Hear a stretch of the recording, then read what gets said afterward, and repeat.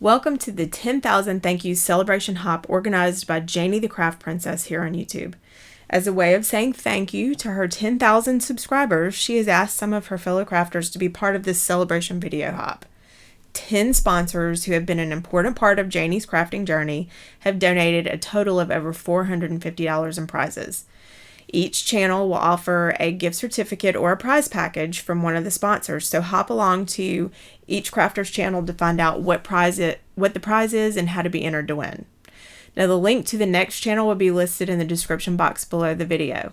The prize for my channel is a $30 gift certificate to Thermoweb. In order for you to be entered for the prize, you must be 18 years old or older, but I want you to share your favorite craft or art tool, your name, and where you're from. Example, mine would be Waterbrush Wendy from Louisiana. So I want you to type your answer in the comment section below the video. And the hop giveaway is open through Saturday, January 18th, 2020, and winners will be announced on each channel shortly after that. Now I'm featuring 2 products from Thermoweb on my project, some gold deco foil and Gina K Designs Glitz Glitter Gel. And I'm also going to be using some of the elements from the new Club Scrap January 2020 Confetti Page Kit. I'm going to be using the stamp image and this polka dot stencil. Now there's lots of cardstock in this kit. Really cute pieces here. And I'm going to be using those to create a Gatefold Easel card. Now I'll have a link to the template in the description box below the video, as well as on my blog. And all of those links will be in the description box. Now there was some Rania foil that was included in this month's kit, the Club Scrap kit, and I'll be using that to decorate the easel mechanism. Now I'm going to start by doing all of my scoring first. And the markings for a gatefold card is actually marked on the score pal. Those little dots where you're going to see me score the lines, those are for a gatefold card. So how convenient is that? Now I'm just going to rotate the cardstock horizontally, and I'm going to finish scoring. And the next few score lines are going to be for the easel mechanism. And it helps me to score first and then cut. Even though I'm going to be scoring across the pieces that I'm going to cut, I wanted to have a straight line for a guide. Now that piece on the right, okay, let me just, those 2 pieces that I just touched, that's what I'm going to be cutting away. Now the top is the easel mechanism, and then the panel pieces are going to fold in. But the problem with my mock-up was that the easel flat piece was a little bit too wide, because it was exactly the same size as the inside of the card. So I'm just making some marks to trim some of that away so that everything folds flat. And you'll see you'll see in just a second. Now I like using my Fiskars trimmer, especially when I'm doing something like this. It's a little more precise. I just want to make sure that my lines were straight, so I'm using my old standby.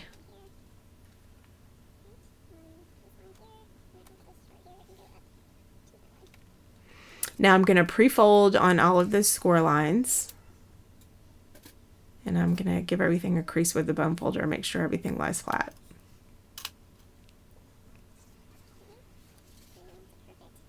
And then this is the easel mechanism. And you can see it needed to be just a little bit smaller on each side so that it folds easily. Now this is going to be the decoration for the easel. It's a piece of Rania foil that I've trimmed to 4 inches wide by 5.5. And I'm going to be using that glitter gel and the Club Scrap stencil to decorate that. Now I'm going to tape everything down with some post-it tape, just so that it doesn't slide around while I'm working.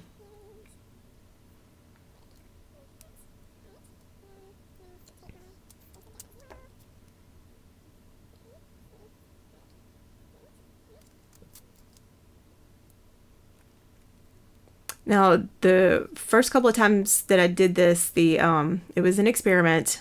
Putting this gel on something that's slick it doesn't stick real well like it would if it was cardstock or paper.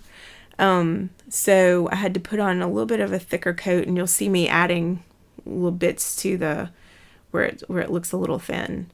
But gosh, the final effect is just beautiful. Now I'm gonna carefully peel off those pieces of tape, and I'm gonna lift that stencil straight up so that I don't smear anything. And I did scrape all of that gel back into the jar off camera.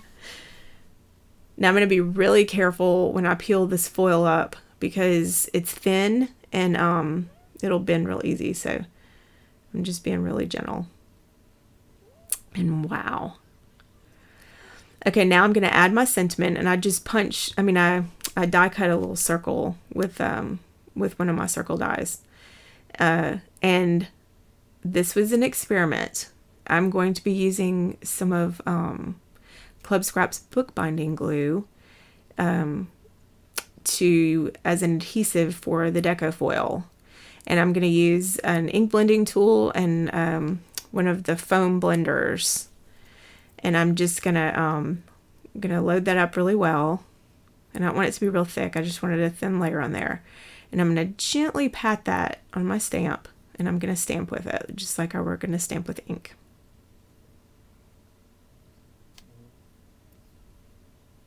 And before that dries, I'm going to put a piece of foil on it, and I'm going to burnish it really well with a bone folder.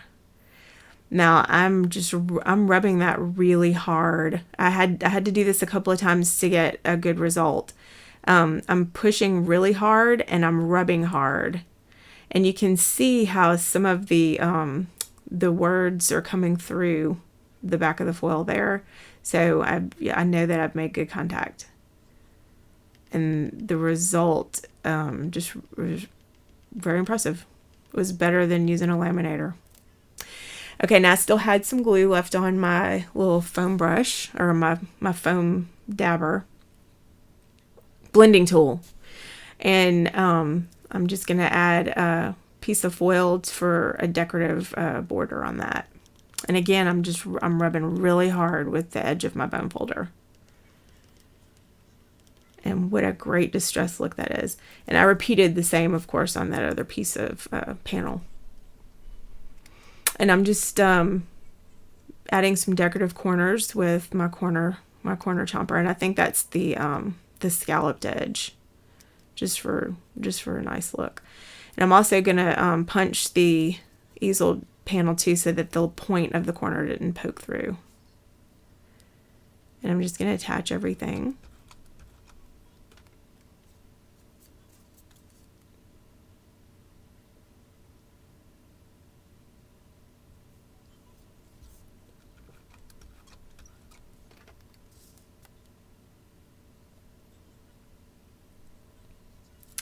Now I'm going to add adhesive just to that bottom part of the easel mechanism.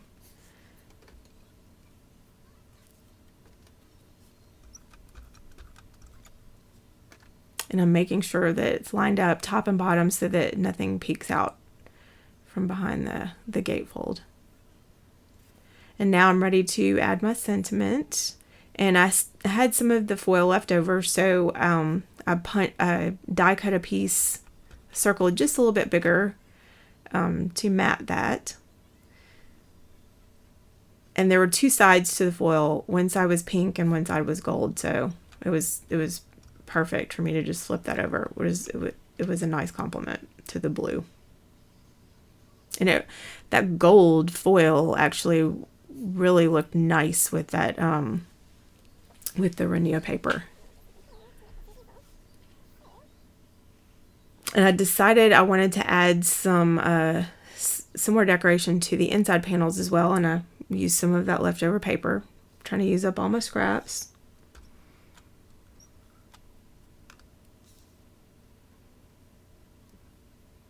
And I like that foil had two sides, the color on both sides, on two different sides.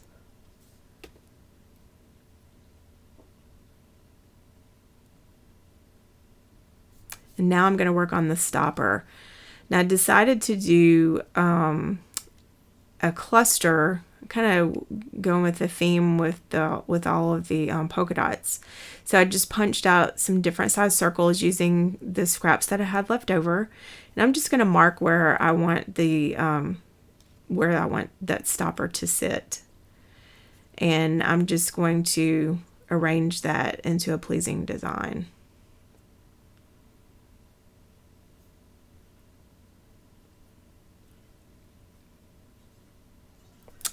Still had some glue left in that sponge, so I'm going to add some foil accents to those blue pieces because everything else was shiny. I wanted that to be shiny as well.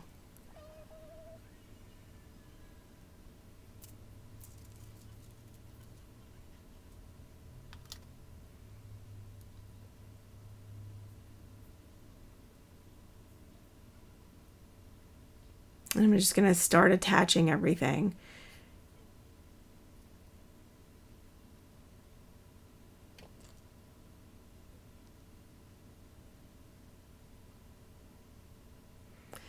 Now I'm adding some foam tape to the back of my stopper piece, and I didn't want it to be lonely, so I added a little piece of foam tape to the other blue circle for some dimension. And that little bit of foam tape was perfect for a stopper, and it's not too bulky. Okay, now I'm going to work on the belly band, and I think I cut the piece to 11 inches by 2 inches, I think. And I'm just going to add a decorative cluster to that to match the rest of the card. And I had some more of those little circle pieces left over, so I thought I would add those to make a little decorative cluster. And you know what I'm going to do with this. There's still glue left in that sponge. So I'm going to add some foil to this as well. Now the piece of foil that I ended up grabbing has words on it. It was the reverse image of my stamp. And I really like how that came out. It was really a neat distress look. And you're going to see me fiddle with this for a minute or so.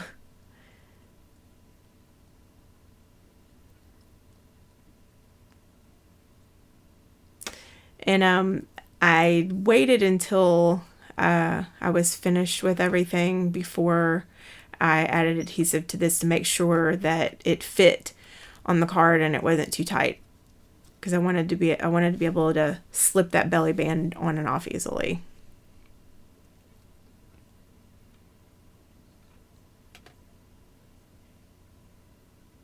And I finally decided on the placement, and here's the last little piece. And this little element was was included with the confetti kit, and there was a blue, pink, and a gold, and that gold just really looks so nice with all the other gold accents on that card. I just had to add it.